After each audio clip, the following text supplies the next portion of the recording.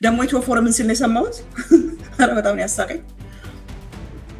ደብረጽዮን ከወረድኩኝ በእኔ ምትክ መተካቸው አማኑኤልን ሰለሞን ኪዳኔንና አብርሃም ተከስተን ነው ብሎ አለ እንዴ።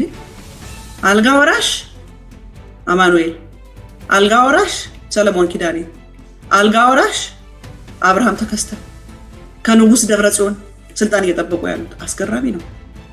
ይሄ ሁሉ ነገር የሆነበት ምክንያት ለምንድን ነው? ደብረጽዮን የሚባልን ሰው ስልጣን ላይ እንዲቀጥል ስላደረጉት ነው። በዚህ ደረጃ ህወሓት ያለማቋረጥ በደብረጽዮን ምክንያት ነው ህወሓት ዋጋ እየከፈለ ያለው።